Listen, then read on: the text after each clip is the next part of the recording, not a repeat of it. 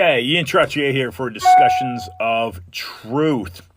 And today, joining the show, who I'll be phoning in here momentarily, Jonathan Marshall, author of Dark Quadrant. He's standing by, and he's been standing by here for a few moments.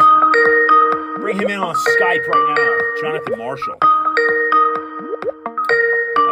author of Dark Quadrant. Got that number right. Should be. Okay. Yeah, that's it.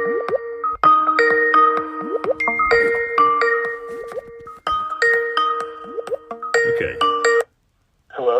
Jonathan, Ian Trottier here. Oh, hi. I almost gave up on you.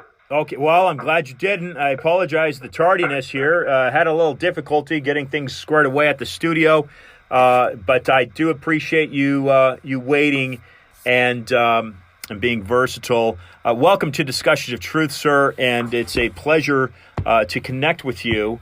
Would you, for listeners, please introduce yourself, and we'll get into Dark Quadrant. Give listeners a moment to introduce yourself here, who you are and what you do.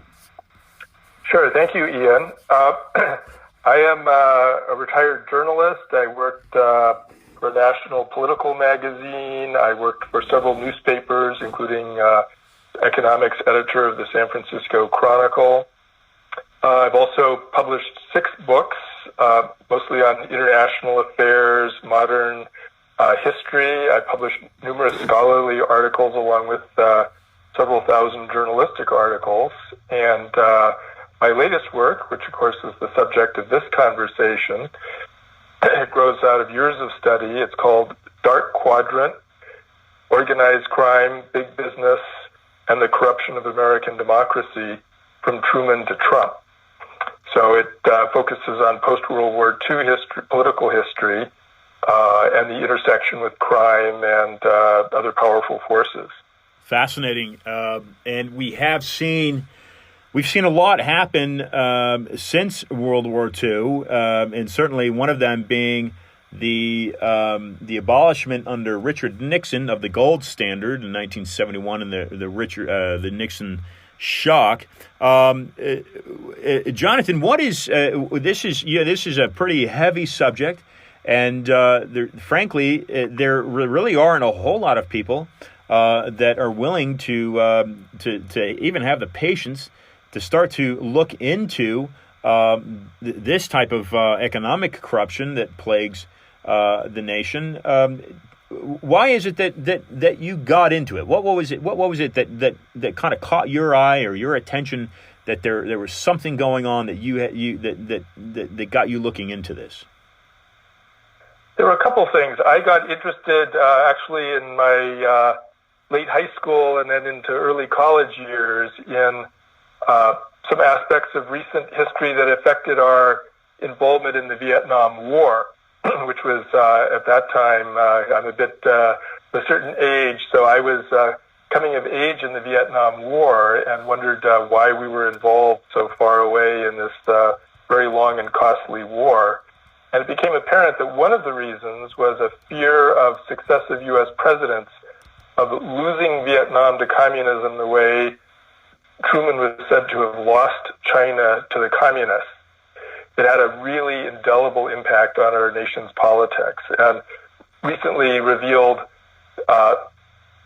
memos from Lyndon Johnson indicate that he knew from the very beginning that the war was lost, but he couldn't afford politically to be seen as the one who lost it, so he needed to keep it going. So as I researched this, I discovered that there was a great deal of corruption that lay behind the so-called China lobby, this group of people who were battering the Truman administration for its alleged softness on communism. It was sort of unclear what we were supposed to do about it. Were we really supposed to dispatch our divisions to mainland China and fight the Red Chinese there? But he paid a very heavy price for that. And as I say, there was a surprising amount of corruption in the form of actual payoffs to American politicians that U.S. aid would go to the nationalist Chinese, the anti-communist Chinese, who would in turn reroute some of that aid in the form of political contributions and even sub rosa, under the table money. And later I discovered that even the China lobby was being funded by the narcotics traffic. And one of the people I discovered who was most knowledgeable about all of this was a professor at UC Berkeley, which was near to where I went to school at Stanford, Peter Dale Scott. Oh, yeah. I don't know if you've ever had him on your show, but not yet. He was a great influence, and we went on to write 2 books together, one on the Iran-Contra affair, another on called Cocaine Politics, about drugs armies and the CIA in Central America in the mid-1980s. So he got me really intensely interested in this very underreported intersection of crime and politics, which historians have largely ignored, which journalists have certainly been interested in, but only in their kind of ephemeral, quick reporting style, never with the kind of systematic attention that Peter has given it, and then I, hopefully in this book as well, have given the topic.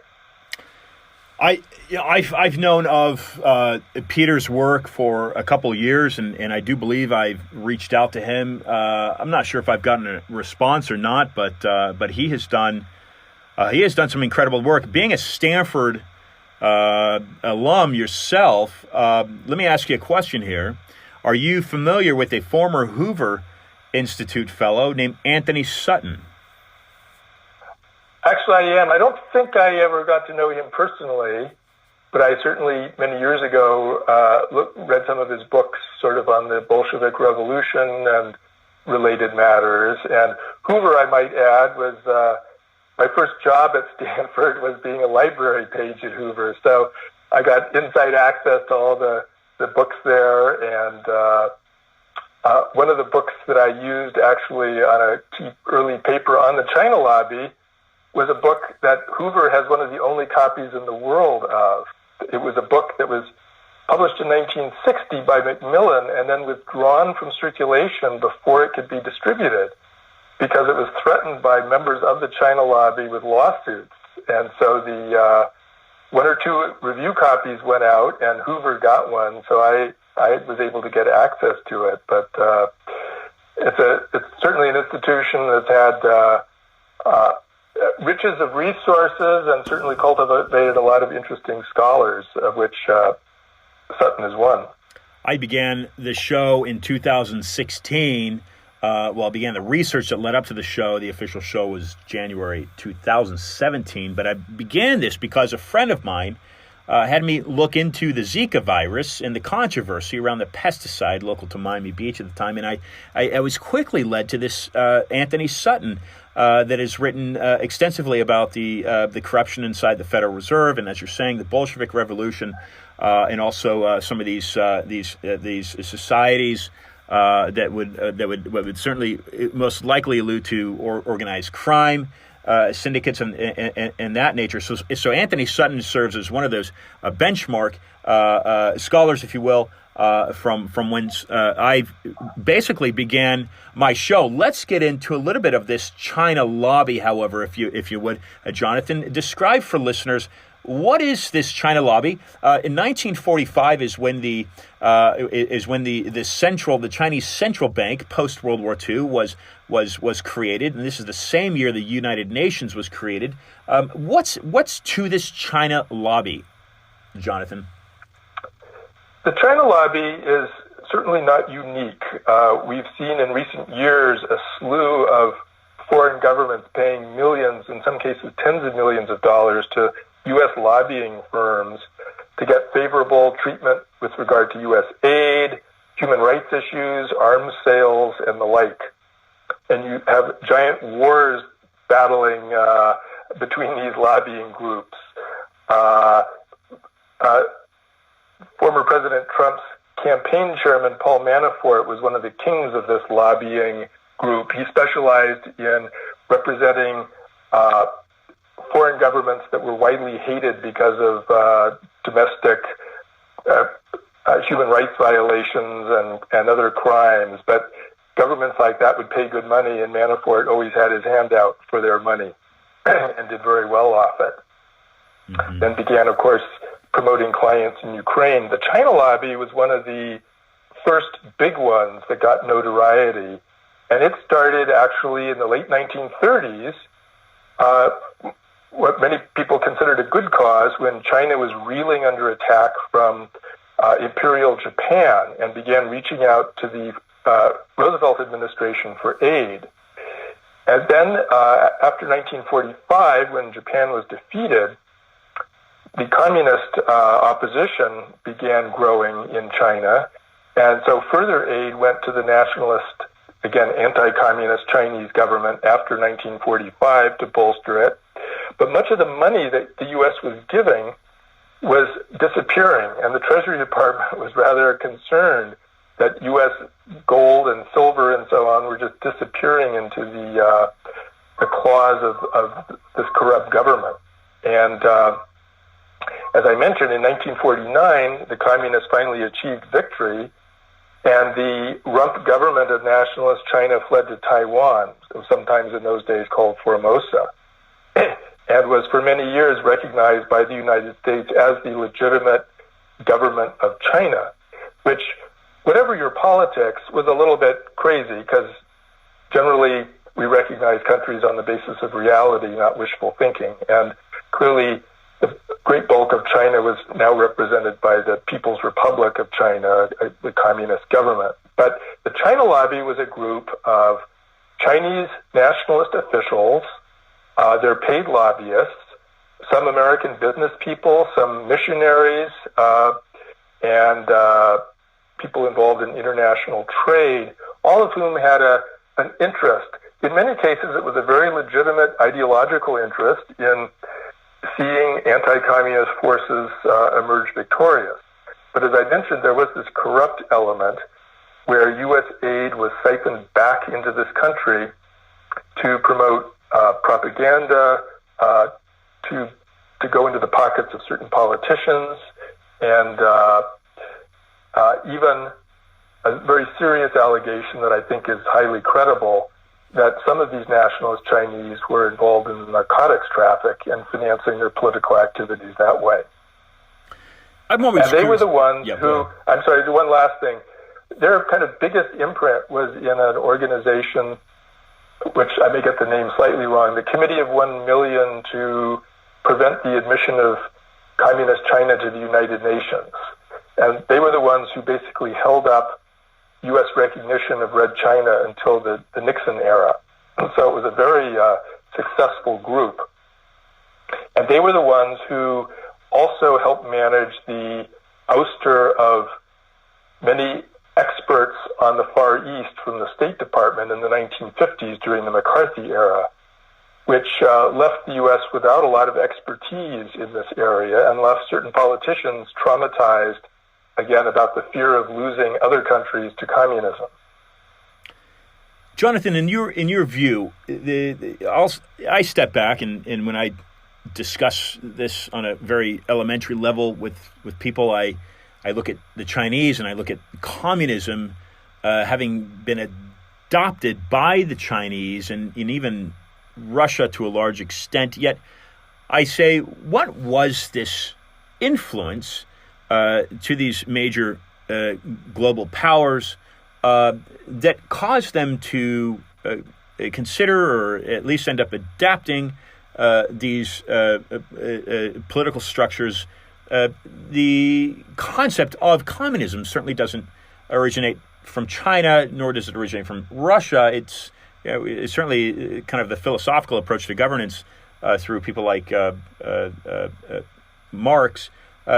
Why is it, in your understanding, Jonathan, why is it that the Chinese adopted this form of government? Well, first let me say I'm not at all an expert, so you'll get an educated lay view. But certain ideologies come and go in faddishness. One can think in the Arab world, for example, how there was, first nationalism, then Marxism, and then Islamism. as prevailing ideologies, which stripped to their core, if you want to be a cynic, you could say each of these at heart was a road to power, and the trappings of the ideology were less important than reflecting people's grievances at powerlessness and searching desperately for a movement and an ideology that could help them win power. And communism having been so successful in Russia after 1917, by successful I mean, of course, holding on to power, not necessarily successful in making everyone's life better or so forth. But it was a very attractive ideology and concept to groups, dissatisfied groups in other countries around the world that were looking for a model that could overthrow the yoke of European colonialism, or what some people term neo-colonialism, which is sort of indirect power. So I think for the Chinese Communist movement, which certainly deviated a lot from classic Marxism, which viewed revolution coming from urban working classes, not from sort of semi-illiterate peasantry, but the Chinese communists thought this is a road to power. And certainly they had legitimate grievances at the way China had been held down by Western powers, and it was after centuries of being one of the greatest powers on earth, was now a poor and dissolute country. They were looking for a way of restoring centralized power to China. They didn't, of course, care a whit about democracy or human rights or anything like that. They wanted national greatness. And I think communism appealed to them for that reason. I want to ask you why you begin with Truman, and perhaps why was that the benchmark in Dark Quadrant? Why did you begin with Harry Truman? That's a good question, and it was more than just the alliteration of Truman to Trump. I really see the post-World War II era as the era in which organized crime rose to national power in the United States. Prohibition in the 1920s to early 30s was the era in which organized crime really got its first major foothold in big cities. It certainly existed before then, but this is when organized crime really became a financial powerhouse, thanks to the hundreds of millions, maybe billions of dollars spent on illegal liquor in the U.S., thanks to Prohibition.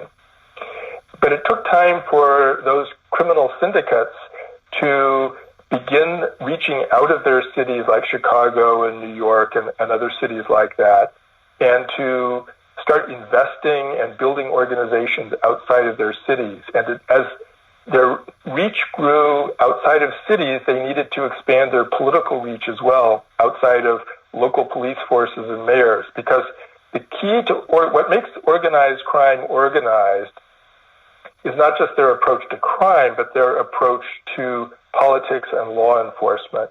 You can't really maintain a successful criminal group long-term unless you keep law enforcement at bay. And you do that through legal contributions, under-the-table payoffs, blackmail. For example, if you know that the mayor loves to gamble on race or go to illegal gambling parlors, you can blackmail him. Or extortion and violent intimidation. Usually the kind of payoff model works best, because then you've got happy political clients who are happy to see you grow, particularly serving so-called victimless crimes like gambling and so forth. And it was really after World War II that organized crime syndicates in major cities had really had the time to start branching out. The Chicago mob started this big branch out into Southern California, for example. And New York and Chicago had moved into Florida at that time. It was also a time of enormous growth in the size of the federal government. As we know, between the New Deal and World War II, we had a revolution in federalism in this country, and the federal government grew enormously in size, and a whole group of new federal bureaucracies grew up, and all of these were potential sources of money if you could get your hands on them. And it really encouraged the growth of corruption, not all certainly by organized crime, but as the federal government became a bigger trough of money, it attracted criminals of all sorts, and organized crime, of course, is very successful at what it does. So World War II was really the key transition point, and so Truman is the first of the post-war presidents, and most importantly, Truman had gotten his political start in Kansas City with an organized political mob called the Pendergast Machine. It was both a political machine, but also had its claws into all of the rackets, the prohibition, bootlegging, prostitution, narcotics, and other rackets like that. And so it had a fantastically corrupt police force.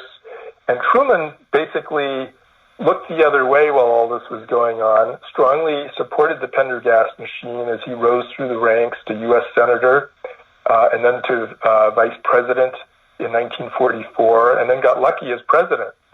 And some of his first acts in office were to pardon members of the Pendergast machine who had been convicted of vote fraud and all sorts of other crimes.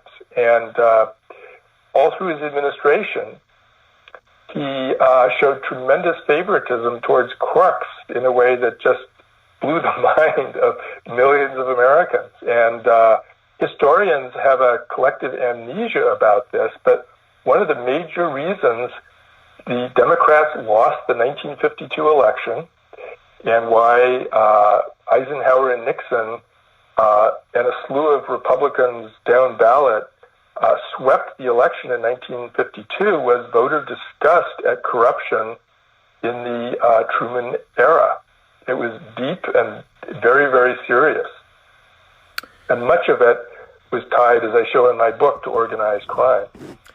Last week, we had the fortune of hosting a former U.S. representative from Ohio, Dennis Kucinich, and Dennis had his latest book, The Division of Light and Power, gets into his work bringing to light the corruption, and he talks about the mafia, he talks about criminal syndicates, organized crime in Cleveland, where he was elected the youngest mayor at the time. I'd have to go back and listen to the episode. He may have actually, as you're speaking about Harry Truman, he may have actually spoken about the corruption within the Truman camp and campaign.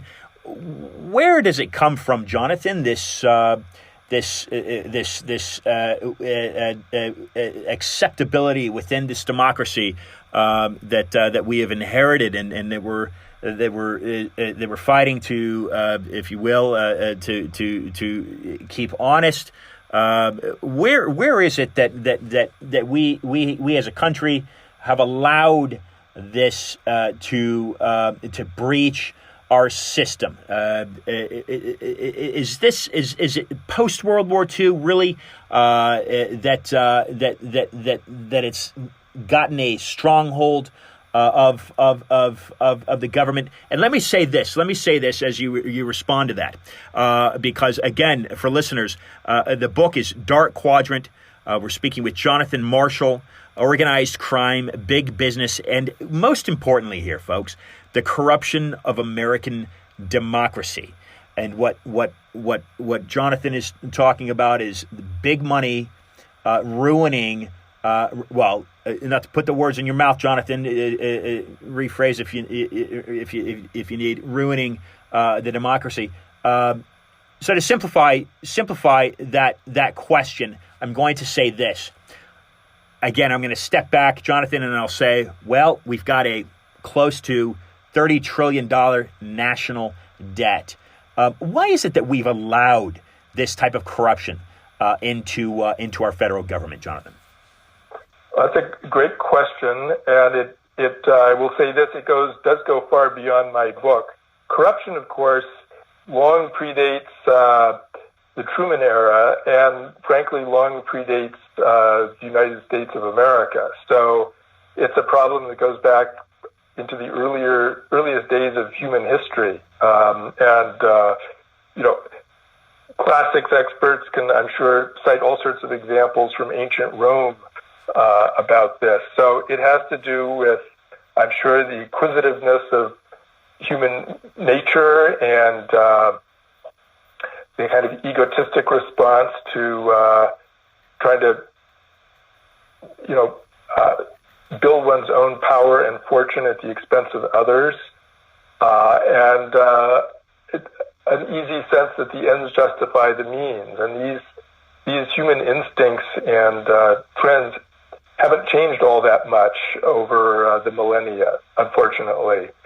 We do try through our system of laws and education to ameliorate them and channel our behavior in more productive and beneficial ways. But as we see every year, this is a tremendous challenge. And I think the power of human rationalization is great as well, where people on both sides of the political spectrum find reason to explain away the crimes committed by their leaders as, well, the other side is even worse. This is small potatoes compared to what the other guy is doing. So it's very easy to kind of maintain corruption.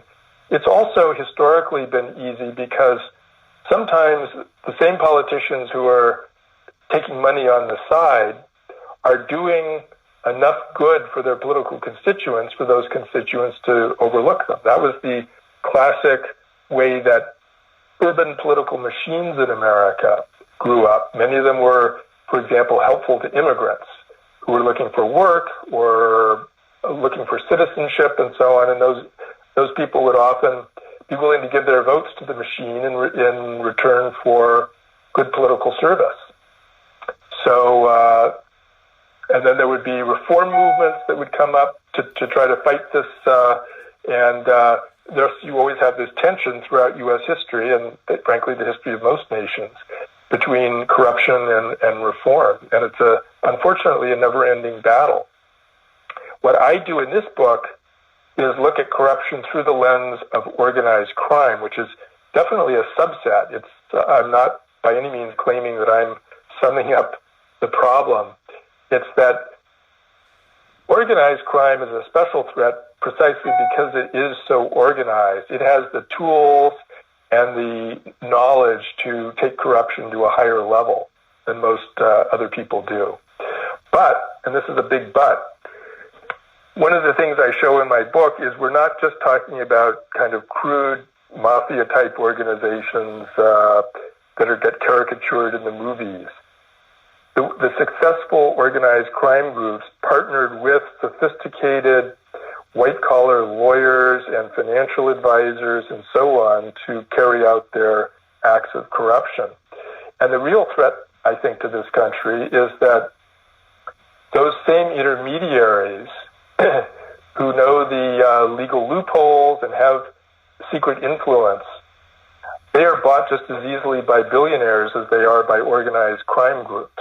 And so as I conclude in the end, even getting rid of organized crime won't get rid of the corruption of money in American politics, which remains somewhat unconstrained, the power of lobbying, including foreign lobbying in this country, the fact that dark money can roam through our political system without much trace, the fact that offshore bank accounts can still be used for tax evasion and money laundering.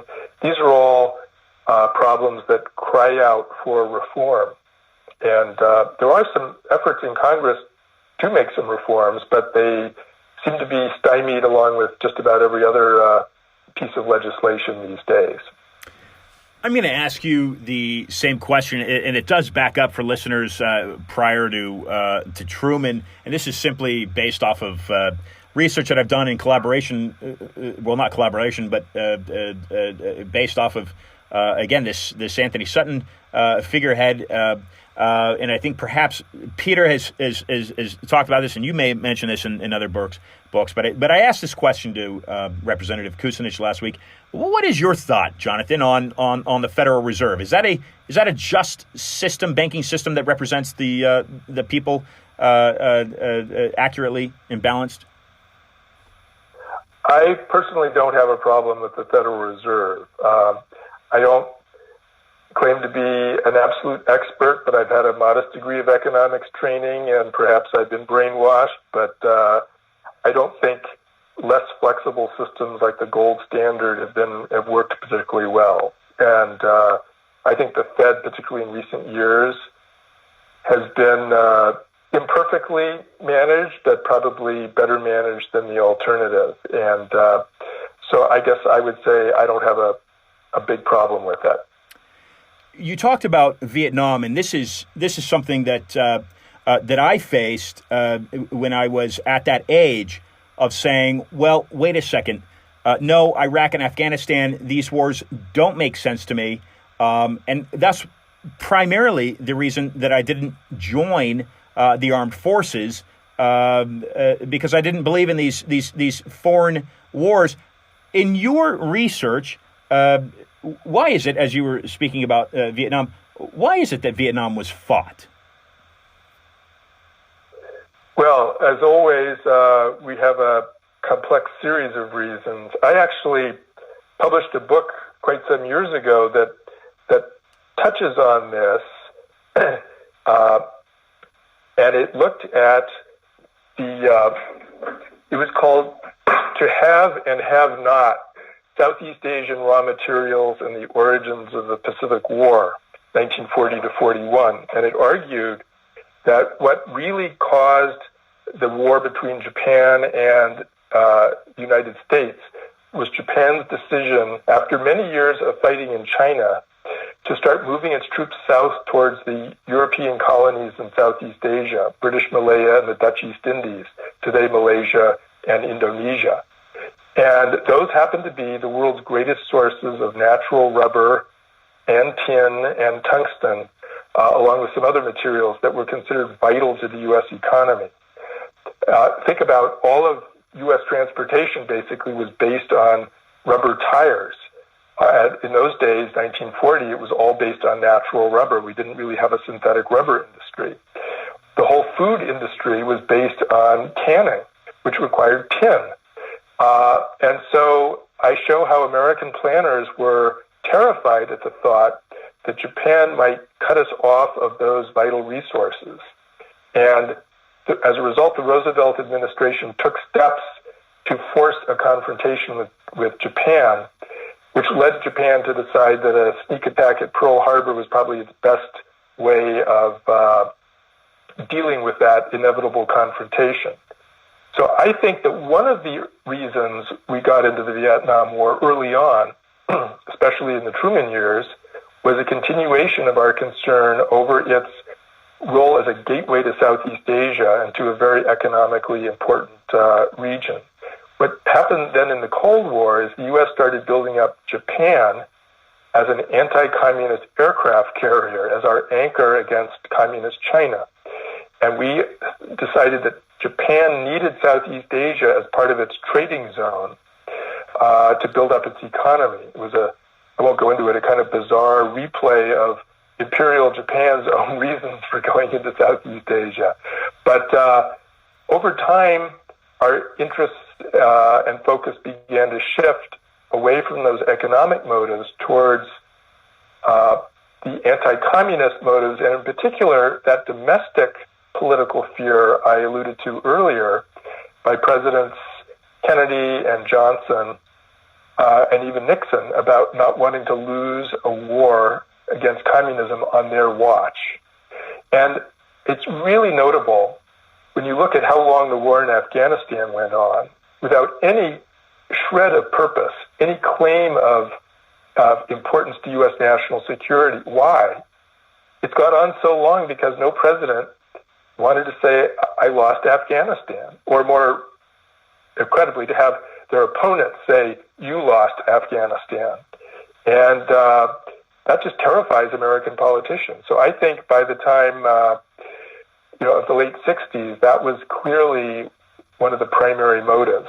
Obviously, in every war, there are interest groups, whether oil companies or defense contractors and others, that are also making out like bandits. They certainly contribute to the ongoing momentum of wars, but they're not necessarily the initial drivers. Dark Quadrant is the book, and Jonathan, you've really tackled an incredible subject. And Trump, before Trump, it was just kind of this deep state. This is something that he got, I think, Americans looking into, the deep state, which I equate to this organized crime that you're bringing to light through your book. The work that you've done sounds fascinating, and I'd like to, as we wind down here, I'd like you to whet the appetite for listeners in regards to purchasing your book, and then segue into what you feel Americans need to be doing today to unify and strengthen that democracy that is becoming corrupted. Okay, great. Well, thank you. We've talked a good deal about Truman, and as I mentioned, Truman actually lost a key primary. He was actually running for re-election in 1950 and lost in part because of his record of corruption. I show how Lyndon Johnson nearly got ousted from the 1964 ticket before President Kennedy's assassination because of his involvement in a major organized crime-related scandal involving his former aide, Bobby Baker.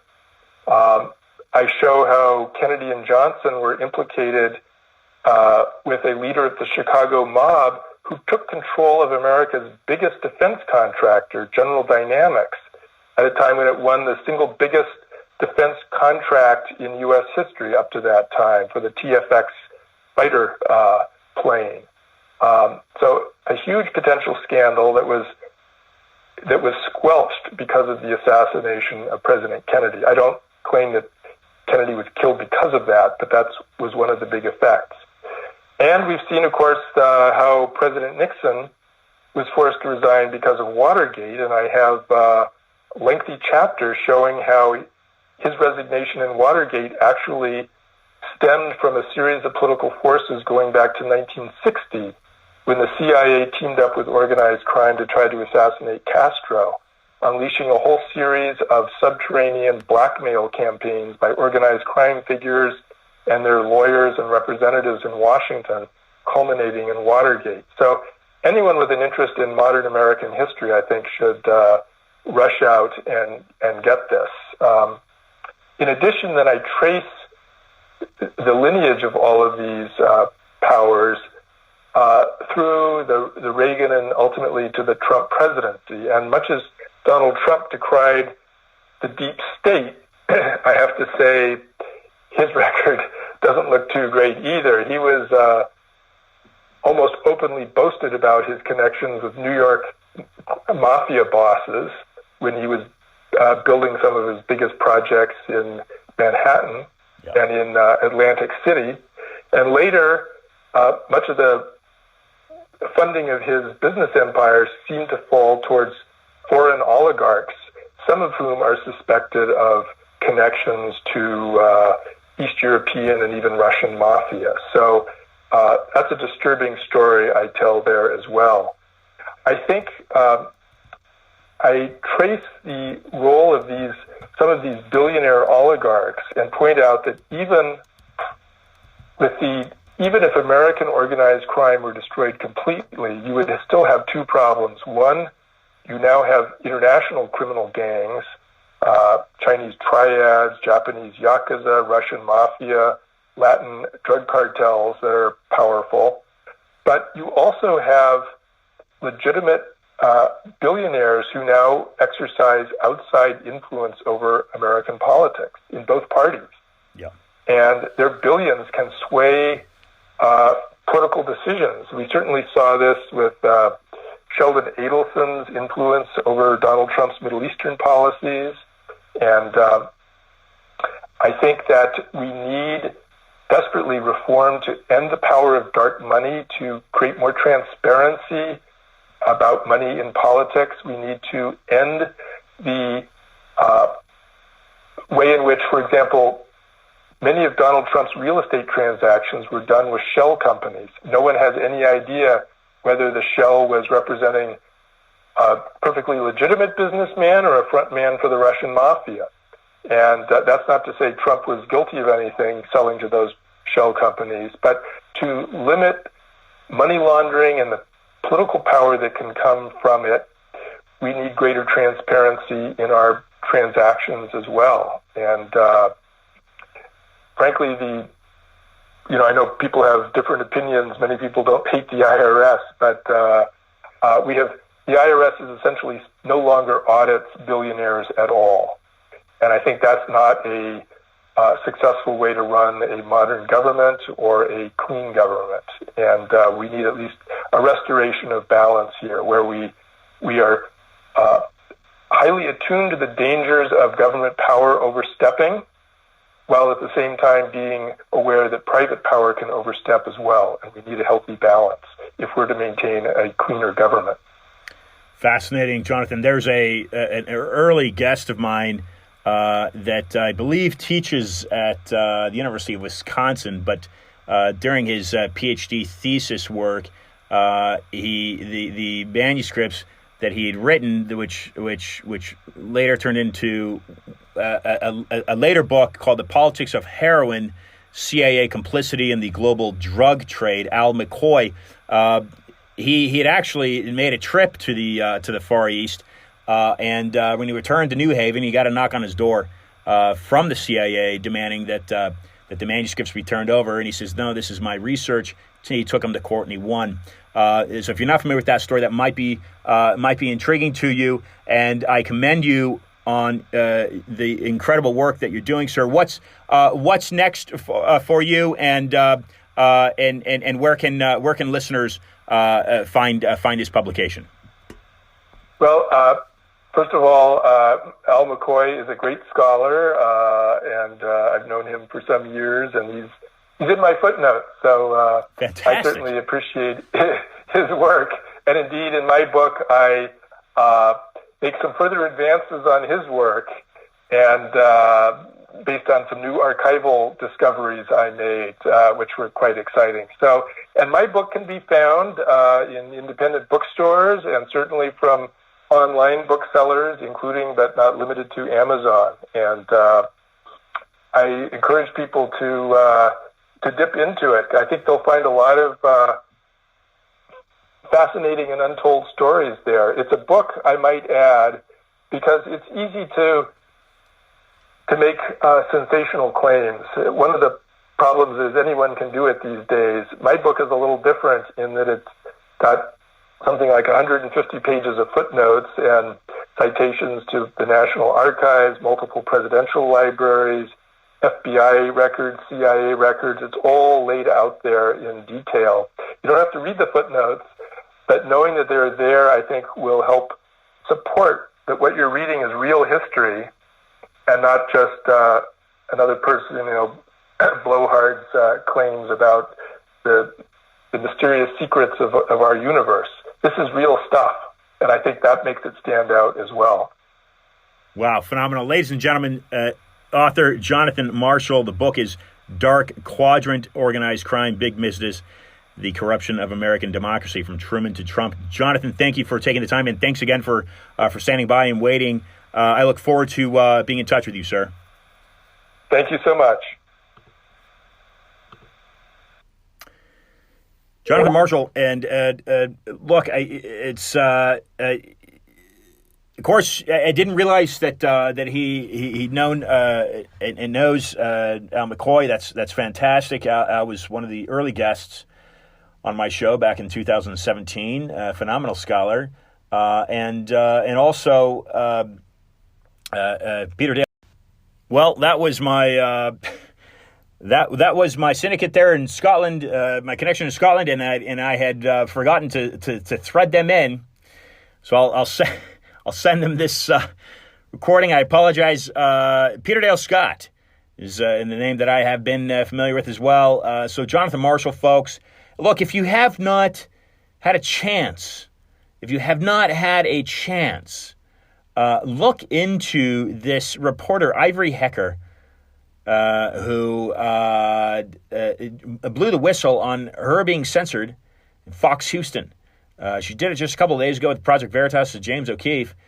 The background on this is I personally met Ivory in at the Breakers Hotel, her and her boyfriend. This is Palm Beach in December.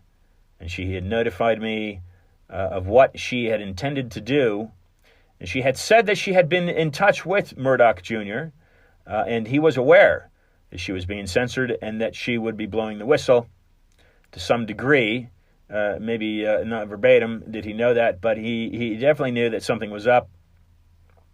They made no measures to accommodate her research, similar to many of you, that are being censored, whether on the internet or by your schools.